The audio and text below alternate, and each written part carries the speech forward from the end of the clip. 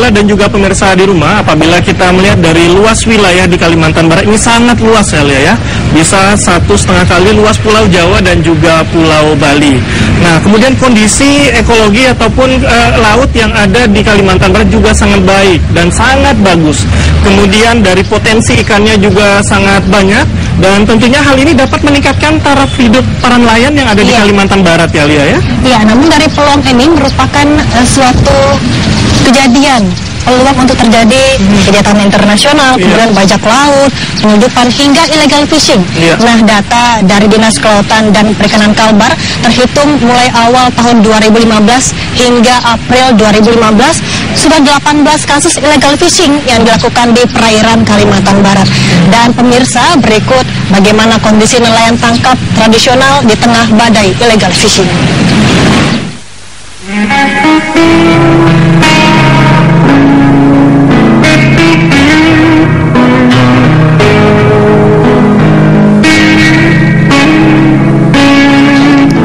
Ekologi perairan laut Kalimantan Barat masih sangat baik dengan beragam potensi ikan tangkap bernilai ekonomis seperti tongkol, kerapu, udang lobster, dan lain sebagainya.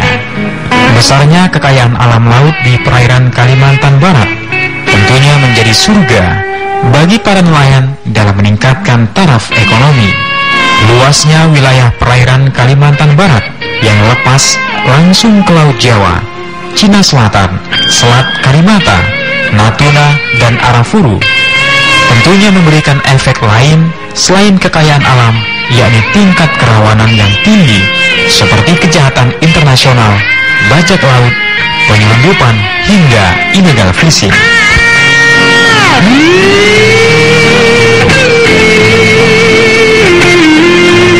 Berdasarkan data Dinas Kelautan dan Perikanan Kalimantan Barat, terhitung awal tahun 2015 hingga akhir April 2015 terjadi 18 kasus illegal fishing oleh nelayan asing di wilayah perairan Kalimantan Barat.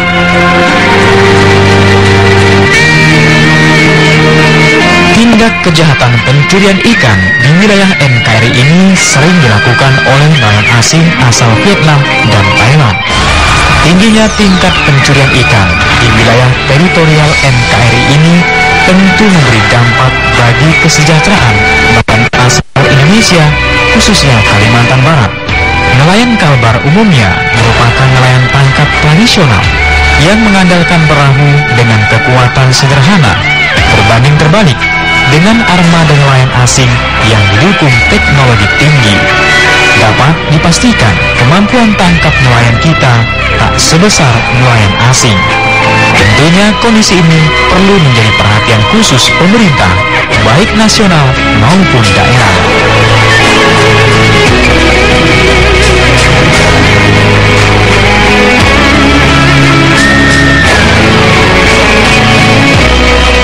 Luasnya wilayah perairan Kalimantan Barat ini hendaknya menjadi skala prioritas di bidang keamanan.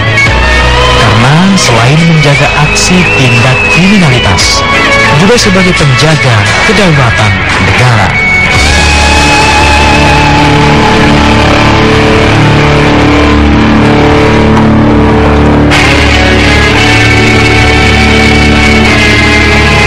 Sektor perikanan tangkap di Kalimantan Barat hingga kini masih memberikan kontribusi terbesar bagi pembangunan sektor perikanan. Melimpahnya sumber daya kelautan dan terbukanya pangsa pasar bagi komoditas perikanan Kalbar memberi peluang peningkatan kesejahteraan masyarakat, khususnya nelayan. Dan dalam 2 dasawarsa terakhir, sektor perikanan tangkap, baik laut maupun sungai, memberikan andil besar bagi pertumbuhan ekonomi Kalimantan Barat.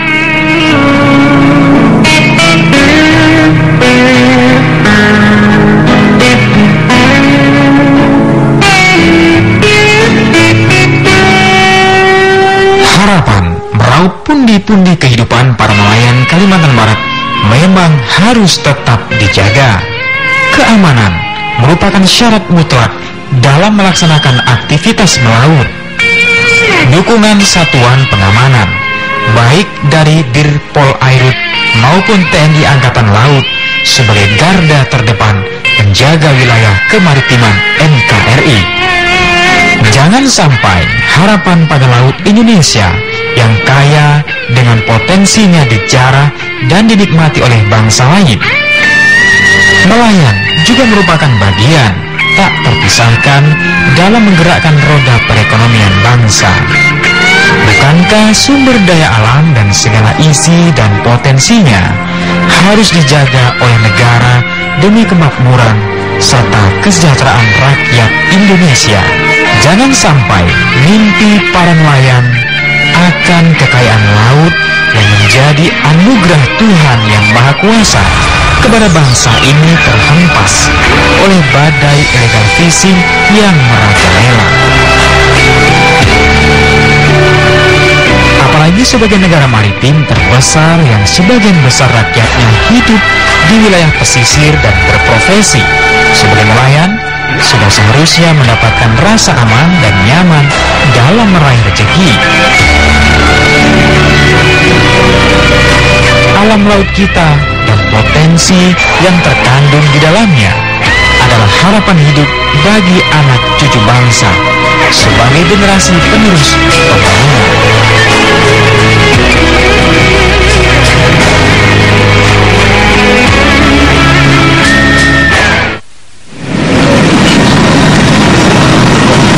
Ya, nih lagu dan juga pemirsa, bahwa kita ketahui bersama bahwa kasus illegal fishing ini sudah lama terjadi dengan adanya SDM nelayan.